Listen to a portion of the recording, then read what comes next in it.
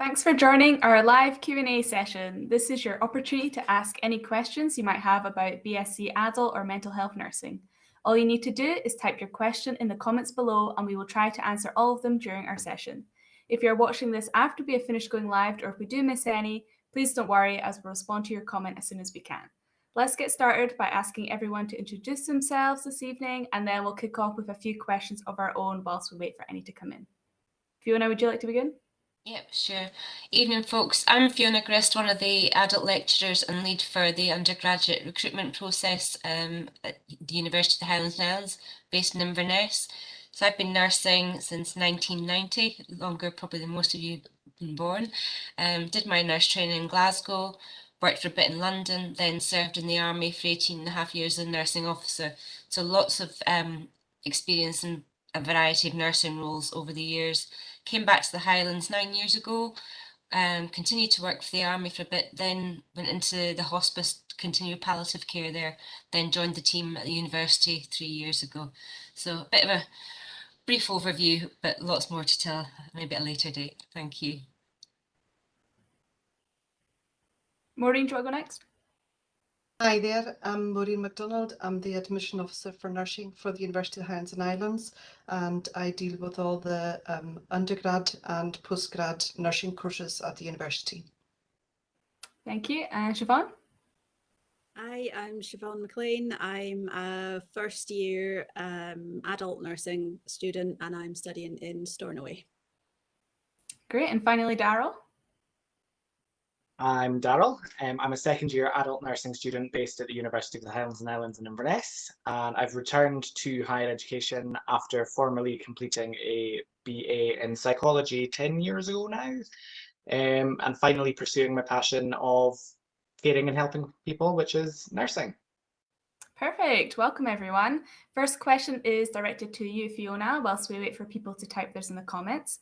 Can you tell us a little bit about how the BSc Adult or Mental Health Nursing course is delivered?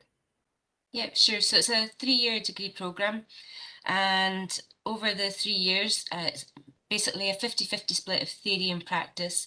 In year 1, they have 2 clinical placements. In years 2 and 3, they have 3 clinical placements.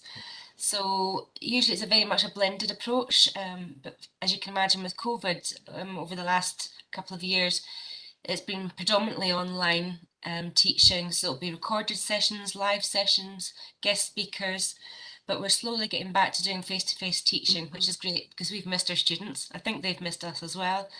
So we've been bringing them in sort of smaller groups of sort of up to 12 per session to do face-to-face seminars or clinical skills teaching. But dependent on COVID and moving forward, hopefully we'll get students back in for more regular sessions face-to-face. But that's how we're delivering the programme at the moment. Okay, and where can you usually study this? So we've got 2 campuses. We've got the Centre for Health Science based in Inverness next to Raigmore Hospital and Lewes Castle College over in Stornoway. Our students have just recently moved there from the hospital site, and Siobhan might be able to tell you a bit more about Lewes Castle College and her experience over there. From my understanding, it's a much nicer environment for the students and feeling part of student life really whilst they're there. So that's our 2 locations. In Stornoway, we offer adult nursing only, and in Inverness, we offer adult and mental health nursing. Great, thank you. And how do students who are not local to the area choose a campus? We've been quite lucky with events like this one before, getting a wider audience, but also some of our academic partners. We do sessions for the students that are maybe on courses with them, so further afield, present and inform them about both campuses so they can make an informed choice there.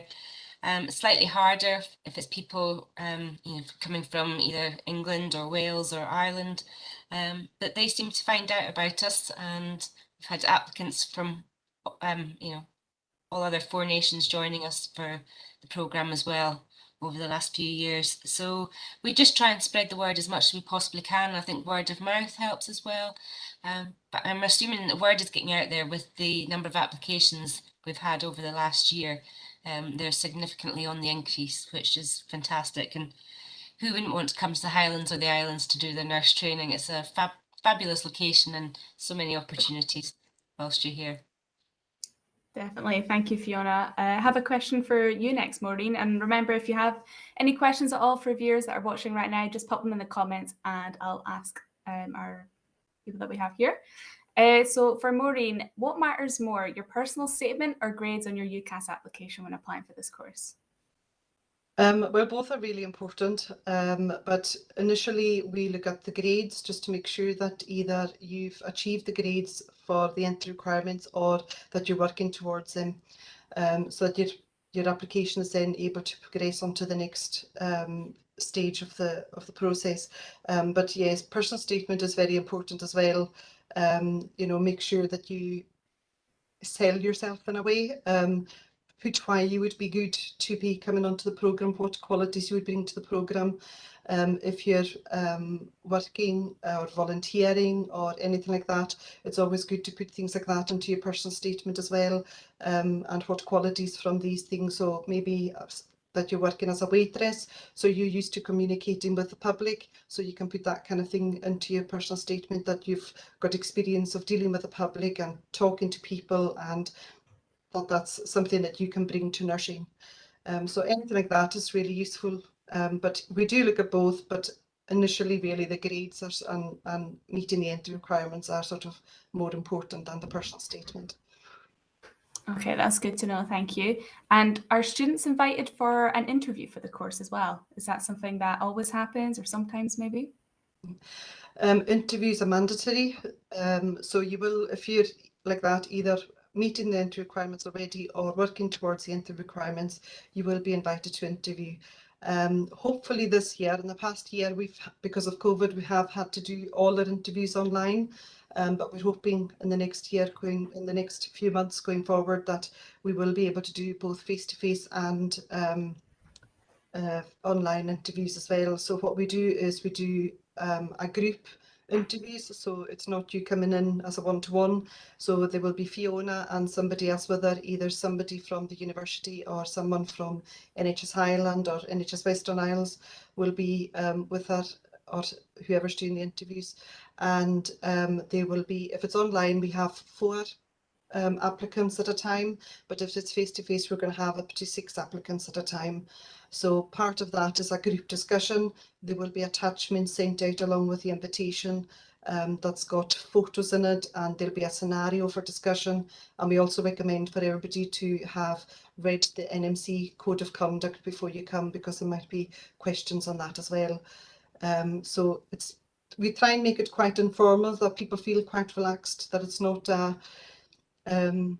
you know, a formal interview as such. It's meant to be more of a discussion kind of interview kind of thing more than that. Although there is questions being asked, it is a case of that the applicant can ask questions as well, to make sure that it's suitable for them to come to us, as well as we looking to see if the applicant is suitable for coming on to nursing. So it's a two-way thing. Would you agree with that, Fiona? Absolutely, yeah. We make it as relaxed and informal as possible. So it's generally me and one of my colleagues or one of our NHS partners or one of our patient partner carers that will be with me to do the interviews. And we do make it as relaxed as possible, just to get good discussion and flow going as well. Great, thank you very much. We have a question that's come in from Facebook. It's for Fiona and it's from Lee. It says, is there a reading list available for preparation prior to commencing the course? So all the information prior to commencing the course is sent out with the joining instructions prior to starting. I think Daryl, Siobhan, you probably better to answer that. Were you given a reading list prior to starting? I can't remember. Certainly for me, I think it's that long ago now, I can't actually remember. Being second year, it's a little bit far back for me, so Siobhan might be more qualified to answer that one. I'm trying to think back, and it's only sort of 13, 14 weeks now, but I don't remember seeing one before, but when the course started, get all the information in the first week, don't you? In the introductory week, you get all the information then. And we've got really good library services based on both campuses now, actually. And we've got an awful lot of e-books as well so a lot of our books are accessed online as well, and journals, so that it's as up to date as possible. you know, so you're getting current journals and things to read through for articles during your studies. So we've got fantastic librarians, and they're on hand as well to source the books that you need as well. Okay, thank you very much. Another question's just come through. I think possibly for Fiona again. It's from Lucy. How much involvement would there be with the NHS in the course? Okay, so there's a heavy involvement with the NHS because that's our, you know, partners that we work with, our NHS partners in Highland and Western Isles. And like I said earlier, the course is a 50-50 split theory practice. So when you're out in your practice, you're working with our NHS partners. So predominantly, you know, that's who you're with. And then of course you'll be in some care homes maybe for placements. The Highland Hospice is another example of people that we work with as well. So, and these placements are all across the Highlands and Islands. Great, thank you, Fiona. I have a question for you, Siobhan. What made you apply for the nursing course? So for me, it's something that I'd been thinking about for a good few years, but the time had just never seemed right. And I've been working in care for the last few years, so I'd kind of thought, well, let's just go in for it. You've been wanting to do it for so long, so just apply and see what happens. And yeah, I'm really glad I did. Best decision I've made. That's great to hear. And same question to you, Darrell. What made you apply for nursing? Much the same. It's something that I've been thinking about for a long, long time. In fact, as early as I can remember. I've got a lot of nurses in my family, but I think all of them, in fact, are mental health nurses. So when I said that I was going to do adult nursing, I got funny looks from everyone, particularly with my psychology degree. No one could understand why I've taken the approach I have. But yeah, it was something that I've always wanted to do, and I've always been more interested in the sort of clinical side of things, which is why I opted to do adult rather than mental health. But both are equally interesting, and when you're doing the adult nursing course, you do cover a huge variety of mental health content as well. Okay, and what have been some of the highlights so far for you, Darrell? Oh gosh, the placement I'm on at the moment, I think, is my highlight to this date. Certainly, all the clinical skills days that we've had on campus, where we've got to learn the sort of practical side of things, have been great. It's been wonderful mixing with other students in a safe manner. There's too many to choose. I've absolutely loved this course up until today. Nice, that's great to hear. And what about you, Siobhan, as well? What have been some highlights? Even though it's still early on, but I think I'm probably much the same. It's really hard to pick one thing, but I would say we've had our sort of first clinical skills sessions as well, and sort of basic life support and things. That was really good to do and sort of get hands-on. And for me, a big part of it has been because I'm studying in Stornoway. We're part of the big group, but there's a small group of us. There's 16 in Stornoway, and we've all grown really close. So we've got a little support network there as well. And this, you know, between us and the staff, there's such a good support for everybody. It's been, yeah, it's just lovely. amazing. And have you had a chance to be on any placements yet?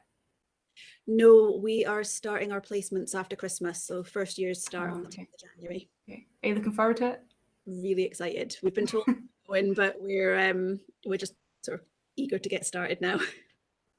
Yeah. And you mentioned that you're on placement, Darrell. Can you tell us a bit about that?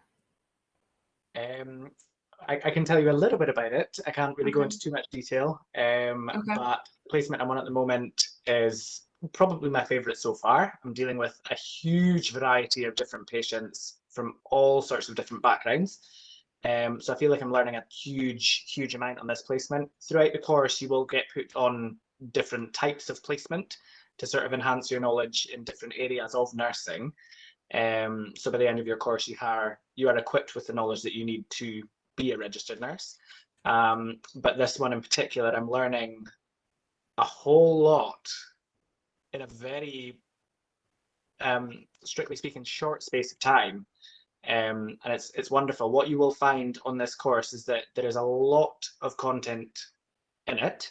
There's a lot of things to learn, but when you're out on your clinical placement, you will soak everything in and you'll surprise yourself with how much you've retained from those lectures. Great, fantastic. Thanks, Daryl. And we have a question from Facebook. And if anyone else is watching and they have any questions, feel free to pop them in and I'll ask them. So it's a question, I think, probably for Maureen. It's from Michaela. It says, been trying as someone who is hoping to do the adult nursing course in Inverness to get some volunteering experience to try to help both my application and make sure that it's something that I would be suited to. But with COVID, I've been finding it difficult. What would you guys have any advice on this?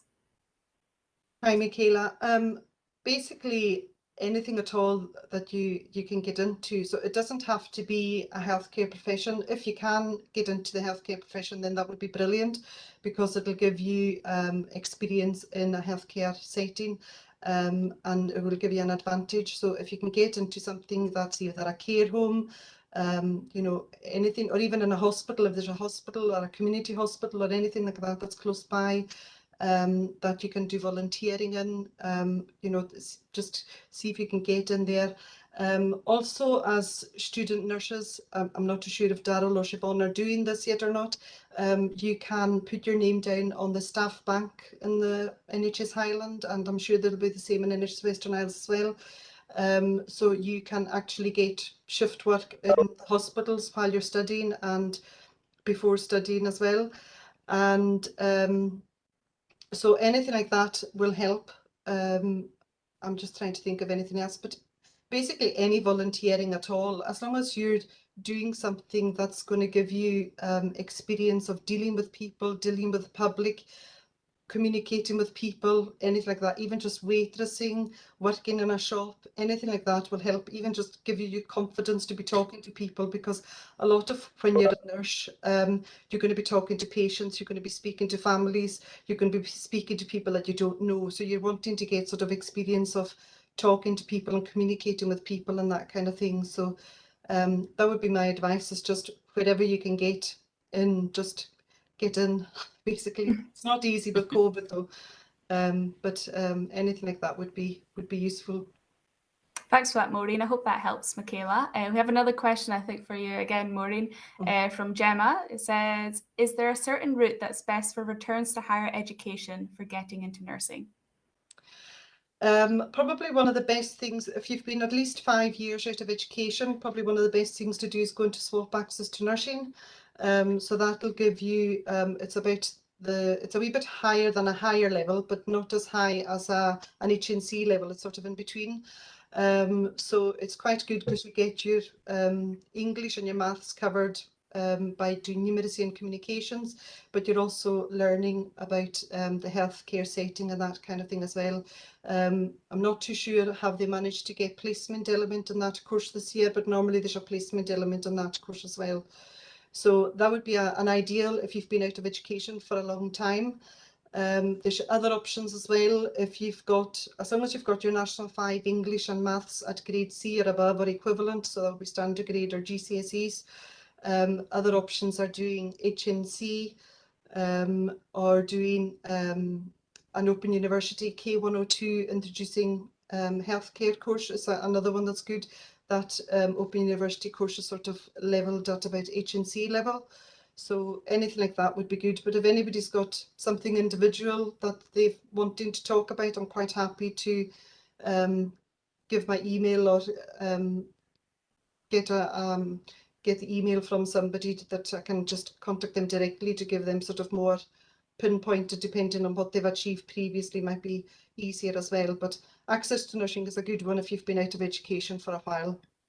Okay, we'll send her a webpage now which lists all the academic partners who offer access to nursing for her. Fiona, the next question's for you. Can you tell us a bit more about the nursing facilities? Okay, so certainly in the Centre for Health Science, a lovely building. I don't know if people have been into it, but it's got a nice sort of atmosphere about it, and nice and open and airy as you go into it, nice welcoming entrance. So we've got our lecture theatre and auditorium there where we have a lot of our face-to-face lectures, but not during COVID times, and all our classrooms as well. So part of the building, we as you come into the Centre for Health Science, is where you'll find the Department of Nursing. That's our sort of end of the building. We share the building with a lot of other partners, So on the bottom floor, we've got some computer suites that the students can access at any time if they want to come in and use a computer there, so they're away from home and they get peace and quiet in there. We've got the library on site on the ground floor as well, and it's a fantastic service, and again some computers set up in there. The classrooms, we have currently got a big divisible classroom that we use for a lot of our clinical skills. But come January, February, hopefully we're going to see a big transformation in there. We're having a clinical simulation lab developed and built in there. So it will replicate sort of 2 wards, and the students can be observed carrying out different simulation roles and what have you in there. So a lot more sort of realistic experiences, if you like, and we can monitor the students taking part, and the students can also then comment and observe on each other as they're doing skills. So it gets it more realistic. We do our 3rd years now are doing cannulation training, so we've got our cannulation arms. So it starts from 1st year up, so build with the skills that you'll learn over the 3 years. We have all the different types of equipment that you'd use for these clinical skills, and it's the same over in the Western Isles. They're going to have access to some clinical skills facilities, a new lab over there that's been developed as well. So lots in place at the moment, but exciting things ahead, hopefully in the next few months, and hopefully the students will enjoy it as well as much as we will. Thanks, Fiona. Another question's come in for you, Fiona. It's from Lucy. She asks, how would placements work if there's a lockdown or harsher restrictions put in place? Well, we carried on. All our students continued out in placement during lockdown. So my understanding, unless any government changes are put in place, our students would continue to be out in placement. At the end of the day, we need our nurses on the ground, and these are our nurses of the future. So I think our students have just been fantastic over these last 2 years. The dedication they've demonstrated out in clinical placement, the things they've encountered as well, I think it'll make them even stronger once they go out there and they're fully qualified nurses as well. So I think hats off to them all. They've done an amazing job. Big applause to them all. So they are our future nurses, and that's reality. We face these pandemics. It's not something I guess any of us ever thought we'd experience, but step by step, and we can only go as we're guided from higher authorities, and see what develops. Daryl, how have you found it being on placement during the pandemic? You're on mute, sorry. Oh, I can't hear you. No. Well,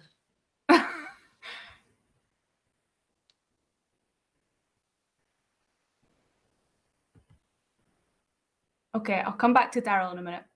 okay. Fiona, how soon will students go out on placement, and can they choose where they go on placement?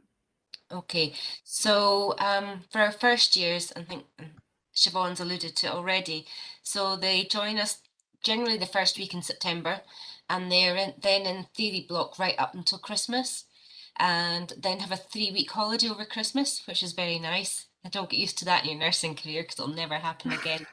Then in January, they hit the ground running, and they're out for the first placement in January, and that is for, I'm looking at my little poster there in the wall to see how long, that's a 7-week clinical placement in January for their first placement, and then they come back in for another theory block of 6 weeks, another week's annual leave, then their second placement is 9 weeks, then a 5-week theory block before their summer holiday. So they have 2 clinical placements in their 1st year. Okay, great, thank you. And Maureen, is there any financial aid for nursing students? And also just a reminder, if anyone's watching, if you have any questions at all, just pop them in the comments below and we'll get to answering it. So Maureen, is there any financial aid for nursing students? Yeah, so if you're classed as Scottish for fees, you will be entitled to a SAS bursary. So there's a nursing and midwifery bursary that you're eligible for, and you'll get £10,000 per year.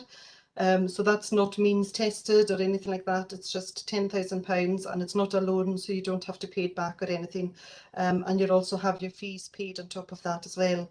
If you're not Scottish for fees, you won't be eligible for any of that.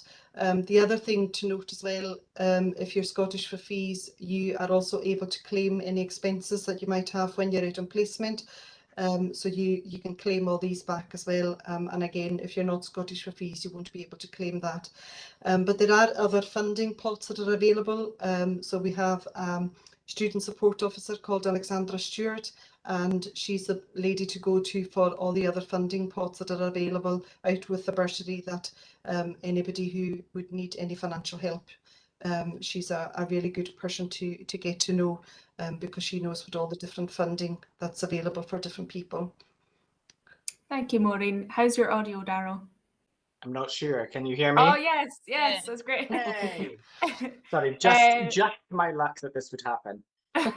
Yes, placement throughout the lockdown was, being honest, it was hard. You could tell that the NHS was working very hard to cope with it. What I will say is that everyone that I encountered on placement throughout lockdown did a fantastic job of keeping it together and dealing with the increased caseload that they were working with, and still made time for us as students who were there.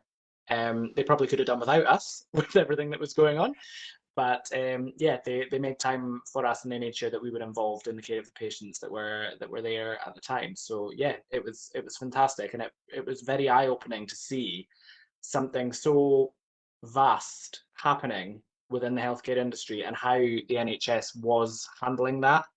It was really insightful. Yeah. That's great to hear. And Fiona, I think we forgot to mention earlier as well, placement locations that you can go on to. Yeah, so as we know, we cover all of the Highlands and Islands. So that means clinical placements can be from anywhere as far down as Oban, over to Isle of Skye, east out by Nairn, north up to Wick, Thurso, and then of course the Western Isles. And you'll do anything from sort of small community hospitals to district nurse, and general hospital based in Rigmore, community placements as well. So a vast experience from, community work to acute work as well. So many, experiences to be offered out there. And I think that's one of the advantages of coming to the Highlands and Islands, is because you'll experience everything from birth to death and everything else in between in these remote locations, and gain experiences that you just wouldn't get in big inner city hospitals. So yeah, lots of opportunities on these placements out there. Fantastic. Thank you, Fiona. And a question for you, Maureen. How soon should applicants apply for the nursing bursary? So you apply to SAS for the bursary. It's the same as any other undergrad course, that you apply for both your fees and your bursary at the same time. And applications are normally open in about the first or the second week in April. So if you're starting in September 2022, it'll be April 2022 will be the earliest that it'll be open for you to be able to apply. You can apply before you've been given an offer on the course. So you can, it's basically a case of apply as soon as you can is the best advice. And then the sooner that you've got it in, the better. And I'm aware that you can change. So if you end up changing location or changing course, you can easily tell SAS and they'll be able to amend things to whichever course or place that you go to. So it's not an issue after you've applied if you change course. But yeah, so apply as soon as you can. You don't have to have an offer, but you can say that you've got a pending application. So that would be enough for you to apply. Fantastic. Thanks, Maureen. And is there student accommodation available as well in both locations? Yes, we have in Stornoway, we have 2 sites. So NHS Western Isles have their own accommodation, which is beside the hospital.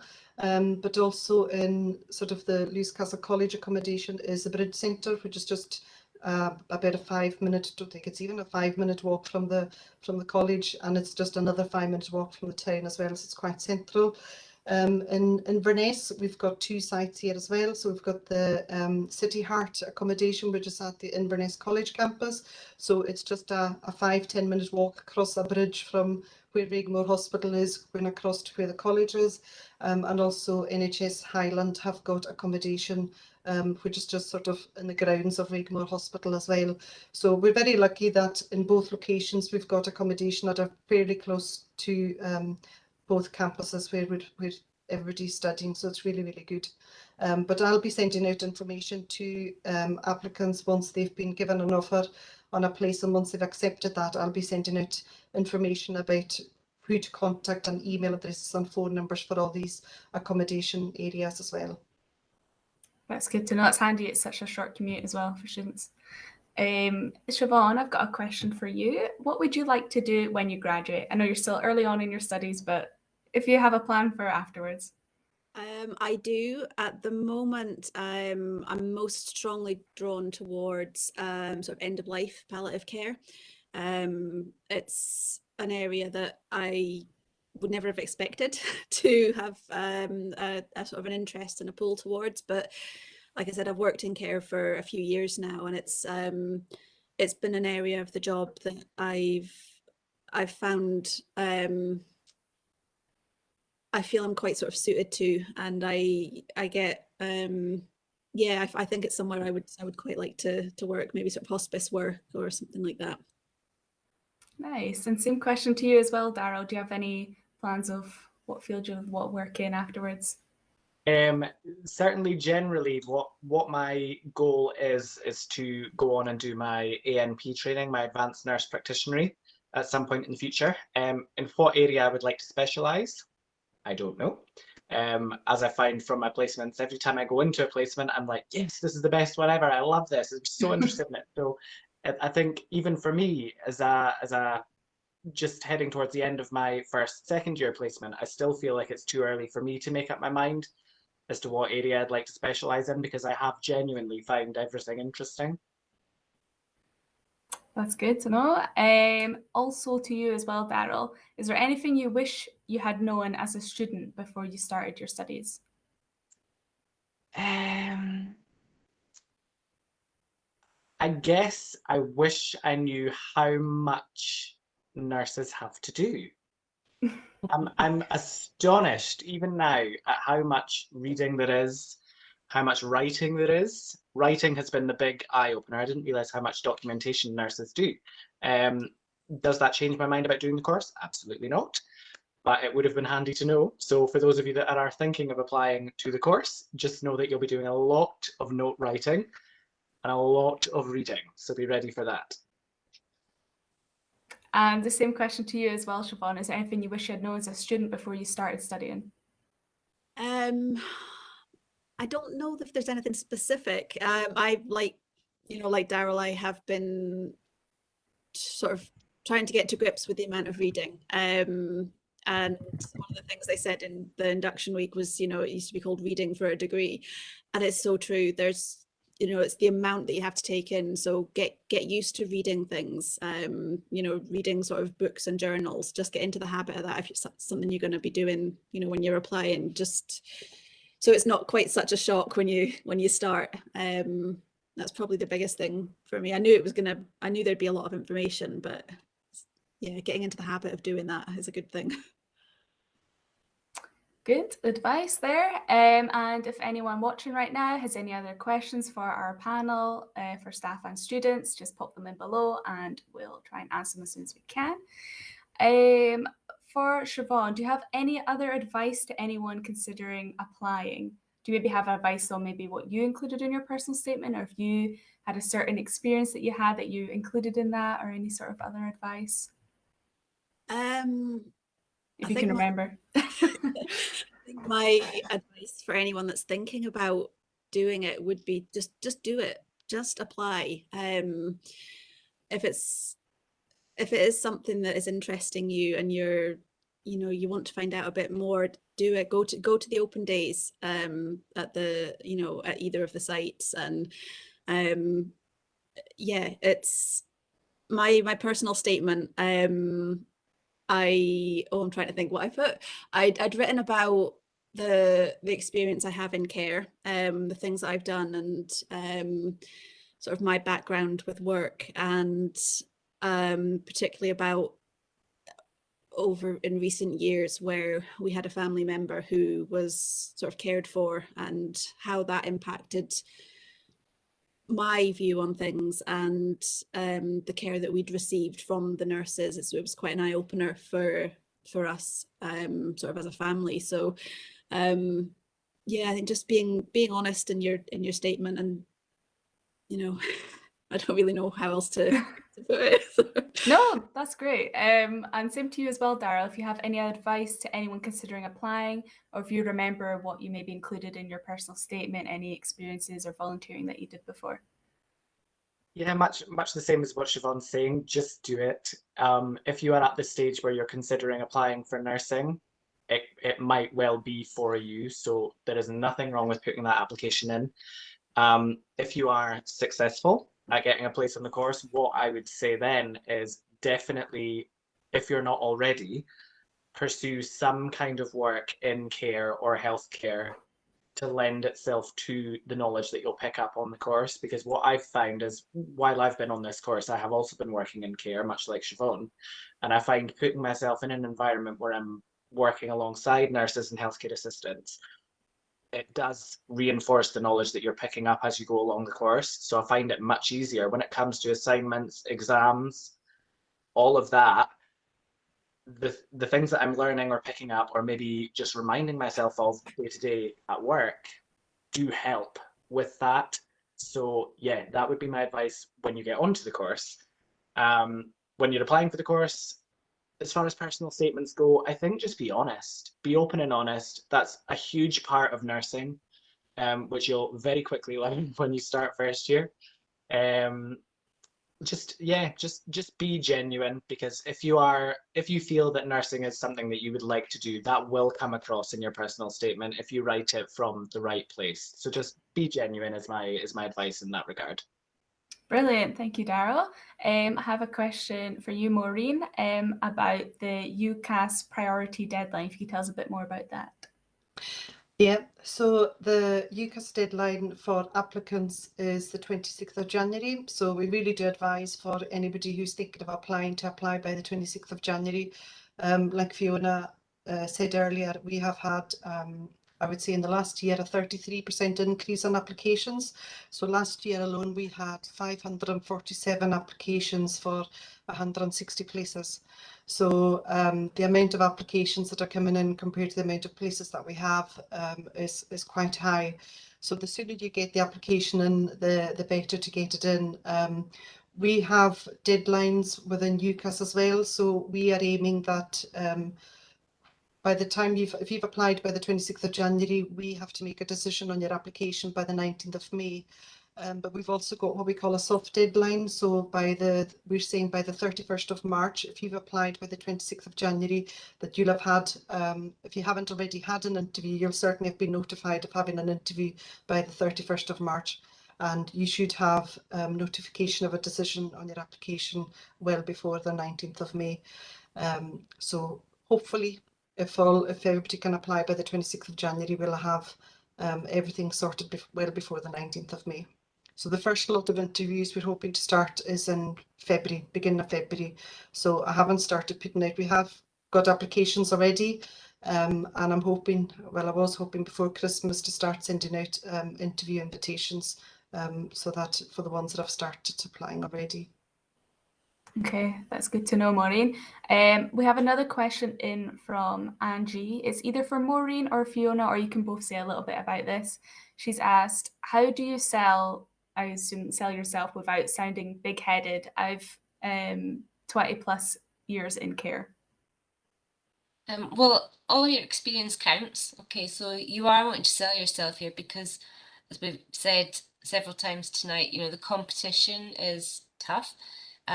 So tell us your qualities, what would make you a good nurse, and making that transition from what you're doing now into being a nurse. And although you'll have many skills and what have you that you'll have learned over these 20 years, when you start your nurse training, and I'm sure Siobhan and Daryl maybe allude to this as well, we try and sort of take you back a step again, because once you go out into practice, you can actually only do the things we teach you in theory when you go out and practice. And I know that can be really frustrating for people that have got a lot of experience and a lot of skills that they've learnt, but unfortunately you just have to take it back a step and reel it in whilst you're doing your clinical placements as a student nurse. So you can only do what you've been taught in theory. on placement. Slightly different if you're still doing a healthcare support worker role on your days off, because that is in your role that you do in that sort of environment. So it's just keeping that separation and accepting that you need to learn the theory behind what the practice that we're teaching you before getting out into clinical placement. So I appreciate the frustrations, but sell yourself. Just tell us all about you, tell us your good qualities and essentially why you want to be a nurse. And it is, why not go for it? This is your opportunity. Yeah. And like what Siobhan and Daryl have already said, be genuine in your personal statement. Really put why you're wanting to be a nurse and why, like Fiona was saying, why you want to go from the stage that you're at just now to becoming a nurse. And, so just, as much as you can put about yourself, the more that you put about yourself and why you want to do, and as long as you do mention that you're wanting to do nursing, please mention that you're wanting to do nursing, because there's quite a few people that they forget to put that in. So, do mention that you want to do nursing and why you want to do nursing. And it is like that, just sell yourself. And I know that for a lot of Scottish people, it's very difficult to push yourself and to be like that. So, it is sort of a wee bit out of your comfort zone to do it, but it's definitely you do notice a difference in a personal statement if somebody does really sell themselves and give good reasons as to why they want to come and do nursing and their experiences. So you can really tell the difference in an application. Thank you. I hope that helps answer your question, Angie. If anyone else has any questions for our students or staff, feel free to pop them in the comments and we'll answer your question. Next question is for you, Fiona. How competitive is the course? Do you have a rough guideline on how many applications we get or how many are accepted usually? I would say this year, for the September intake, we had 547 applications for 160 places. I think out of that, there's 20 places for Western Isles over in Stornoway campus, so 140 in Inverness, and out of that 140, it was 28 or 30, Maureen? 30 that was allocated. Mental health, and the rest are adult placements. So it is tough. I mean, we were way over our numbers for mental health nursing. So yeah, it is tough. So but again, we need to sell ourselves to you as much as you selling yourselves to us. So it is tough. And some of the bonuses of coming to the Highlands or Western Isles is safe fees and accommodation if you're to go down to the cities and what have you, stay at home with parents and family. That saves you some money there as well. I know Siobhan's gone to the Western Isles. She'll be able to tell you about the accommodation over there and what it's like sort of doing her training over there compared to being in Inverness. Just the different environments and what you're going to encounter. So yeah, it's tough, but go for it. I did.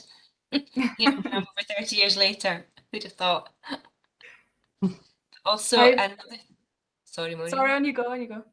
I was going to say as well, over the 3 years, the students have different assessments and assignments to do. So that varies, anything from written assignments to multiple choice questions, OSCE examinations. So that's your clinical skills, and we'll be observing them to see how they carry out the things like, doing basic observations, blood pressures, pulses.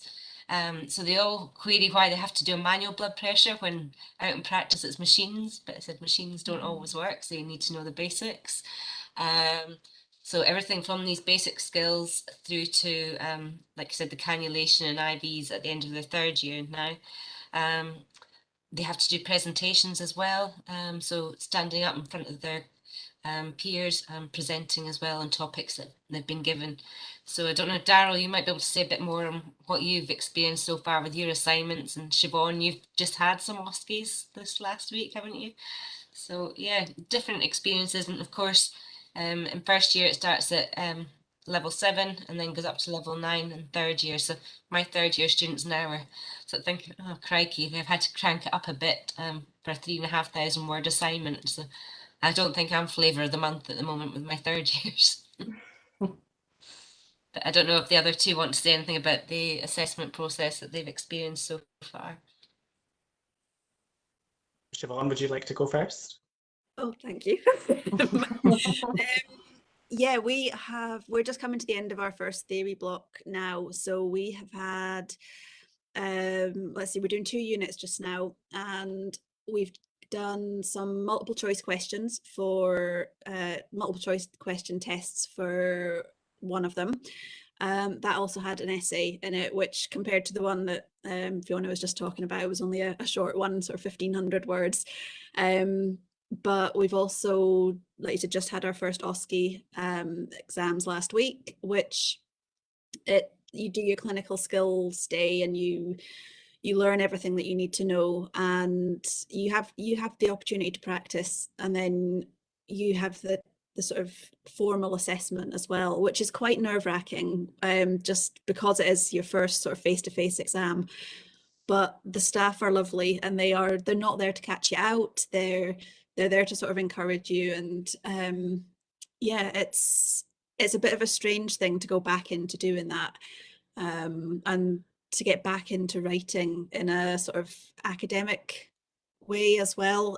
Takes a bit of getting used to, but it's been a lot of assessments the last few weeks, but they are all sort of structured in a way that's sort of easy to understand and based on everything that you've done through the course. So they're not too bad so far. Daryl, how have And you you, found? Daryl? Yeah, I would agree with Siobhan. The OSCE can be daunting. It's a strange experience, especially my cohort. When we started our first year, we were almost exclusively learning online, with the exception of the one day that we were in for clinical skills and our violence and aggression, and a couple other days that we were on campus. So going into a face-to-face environment from that was a little bit challenging. But as Siobhan said, the staff are there to support you. They want you to do well. They genuinely do. And they make you very aware of that when you go into the room. If you go in like me, a nervous wreck, they will make sure that you calm down before you get started. As for other assignments, so far I have been involved in a group assignment where we had to construct a poster together. There are written assignments, essays, multiple choice exams, as Siobhan has mentioned. And as well as that, we also have a numeracy exam that we undertake for medication calculations. So there are a variety of assignments that you will be expected to complete. But I will echo once again what Siobhan has said. The staff are fantastic at making sure that all the students are ready for those. So don't be scared of them. And just to say, the numeracy one as well, we've done that in first year as well, and it's something that I think everybody was really nervous about, because there's a lot of sort of maths anxiety out there, but the way that it's set up and the system that it's done in is so good to sort of guide you gently through how to get there, and it's really good, especially if you think you're not very good with numbers. There's a lot of support there for that. Great, fantastic answers there. We have a question from Facebook from Lego. It's for Fiona, possibly. What is the timetable like? What time does it start and finish? Okay, I'm going to show you this. I don't know if you can see it. This is my little pin board here. I've got a timetable there that you will all get at the start of your 3-year program. So essentially, you know what you're doing for over the 3 years. It is a full-time program, okay? It's not a part-time online course, and this is what we need to emphasize. I think with COVID, for some students, they've kind of lapsed into being online and kind of can study when they want and when they feel like it, which yes you can, but you need to remember it is a full-time course. So if we were in normal circumstances in university, it's Monday to Friday. Some of that would be face-to-face in class or the lecture theatre, and some would be self-directed study, so at home or online. So it's just to emphasise that, that whilst you're in theory block, it would be Monday to Friday. Whilst in clinical practice, you would be working 37.5 hour shift week. I can't speak, shift pattern per week. And it depends on the clinical area that you're in, whether you do 12.5 hour shifts or 7.5 hour shifts. You'll work the core shifts, whatever that department's doing, or the ward or area that you're in for that clinical placement. So Daryl, you might be able to tell us some of the hours and shift patterns that you've done so far to date. Yeah, so I've done all of the above. So yeah, the one that I'm doing at the minute is a Monday to Friday placement in essence, whereas my previous placements have been hospital based and they've been 12.5 hour shifts. So you will be expected to work 3 to 4 days a week on a shift pattern with 12.5 hour shifts, where you will have an hour's break. So it will really be 11.5 hours per shift you'd be working.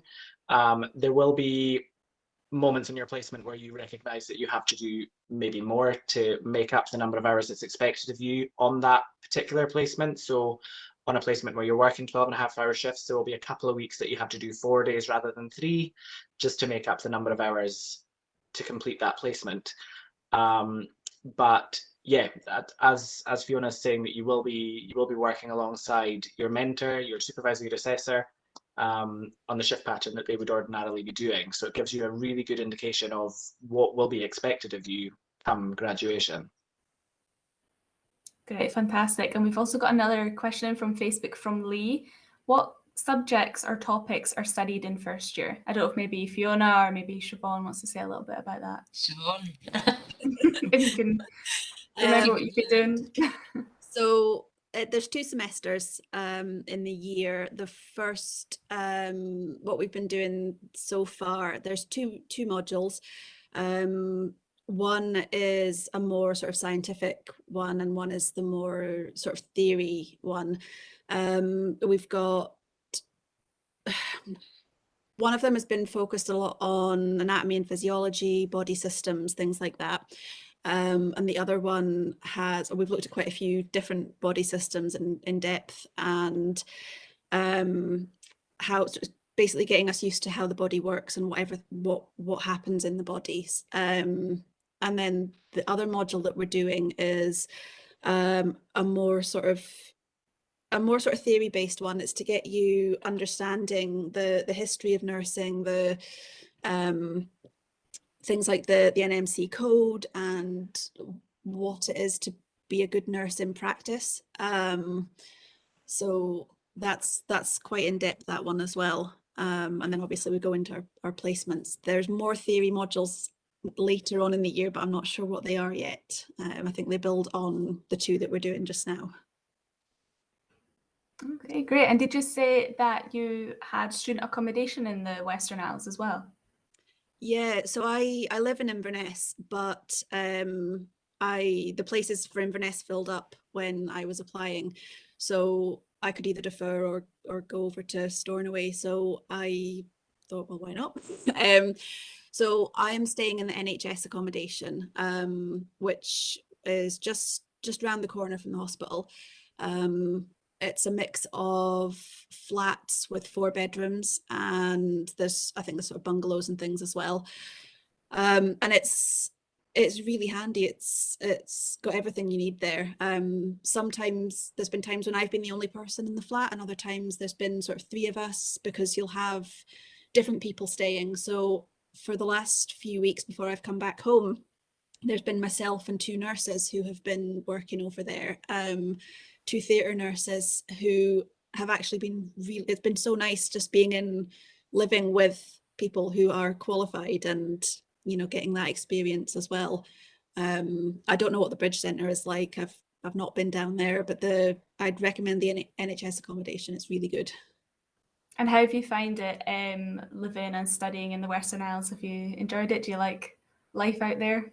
I love it. It's been really hard being away from home, because obviously my husband and my family and friends are all back here. But it's so nice over there. Everybody that I've met is lovely. Like I said before, the girls that are in the sort of Western Isles cohort with me, we've grown really close, and it's a really nice group. The staff are nice, and it's a really nice place to be as well. You don't feel sort of isolated from the main section of the cohort in Inverness either. You're very much included as part of the whole group. That's really nice to hear. I was going to add on there as well, Sophie, that when students go on placement, so if they're further away from maybe their home location, they get funding for their accommodation when they're away on placement as well. And the nursing support team have a list of accommodation for most of our placements, so they'll provide the students with that when they're on a away placement, as we call it. Far away, so they'll get support with that and advice as to what to do. I don't know, Daryl, have you had a placement away yet where you've had to stay away? How Yeah, you my found that? very first one was an away placement. And And did how you was find that getting being away? It was, Sorry. yeah, it was great. It was unexpected. I had a placement lined up, and then that had to unfortunately change quite late notice because of the COVID situation. So it ended up being an away placement rather than a local one. But it was great. I was in a beautiful place in the north of Scotland. It was winter, so driving was extra fun. But yeah, no, it was good. It gave me time to sort of focus because where I'm coming from on this course is I'm actually living at home with my partner doing this course. I'm not living in student accommodation where I'm surrounded by other people doing the same thing. So for me, studying at home has been quite challenging because I've got my own distractions here. Um, but being away from that, taking myself away from the home situation, like yourself, Siobhan, I miss my other half, I miss my dogs, I miss my house, but it gives me time to really focus in on what I'm doing and do as much learning as possible. So I found my away placement actually really beneficial as a first one. Yeah. Brilliant. Does anyone else have any final thoughts or things they'd like to mention? Can I just say that I think nursing offers so many opportunities and experiences. I mean, I'll give you a really quick overview of my career at the start. So I worked in surgical wards, specialised in the operating theatres, so then deployed, to Bosnia, Afghanistan, Northern Ireland. Then went into training and recruitment when I was in the army, then went into primary health care. And I was about to do my advanced nurse practitioner's course then, but then left the army, moved back up to the Highlands, and then went into palliative care, which I'd touched on, oncology nursing previously, and then come into education. So it just demonstrates my career alone, the vast experiences and opportunities I've had just within nursing. And there's so many more out there that I think it can take you anywhere around the world. And yeah, go for it, folks. That's my advice. Don't know what the rest of you have got to say on that one. Yeah, definitely. The only one bit of advice that I would give on the application side is when you're filling your application in and putting your emails in, if you're in school or college, don't put your school or college email, because by the time June, July comes, you're not in school and college anymore and you might not have access to the emails. So make sure it's a personal email, because I will still be sending information right up until when you start the programme in September. And especially July, August time, I'll be sending out information on induction and starting the programme and that. So definitely a good idea to have your own personal email address rather than a school or college email address, and check your spam and junk, because sometimes emails go in there. Yeah. So that was my top That's tip. Okay. A great one. Siobhan and Daryl, is there anything else that you feel like you wanted to mention but didn't, or anything, or do you feel like you've talked about everything you wanted to? I think we've probably covered everything that I can think of. The only other thing I could think would be, they mentioned the bank shifts for NHS for the hospital, and it's definitely worth, if they're advertising for bank healthcare assistants, to apply to the bank. It's a great experience, and my experience so far, I've just started on the bank in the Western Isles, is that although I've worked in care, being in a hospital environment is very different, and it's good different, but it's good to get that experience. So if that's something that you're able to do, if have a think about that as well. That's great. Thanks, Siobhan. Any other final thoughts, Daryl? Anything else you'd like Yeah, to mention? I would just absolutely echo what Maureen just said regarding email addresses. Make sure that it's the correct one, make sure it's one you have access to, and make sure you check your spam, because in actual fact, my offer of my place in my course ended up in my spam. I'm very lucky that I noticed it. So do keep sharp eyes out for that and make sure that you always have access to whatever email address you use in your application. Great, thank you. Well, that's all we've got time for this evening. Thank you to our panel for help answering the questions, and especially our students, Siobhan and Daryl. Don't forget that you can also contact our dedicated course information line team via email info@uhi.ac.uk. Thank you, everyone, and good night. Thank you, Sophie. Bye. Thank you.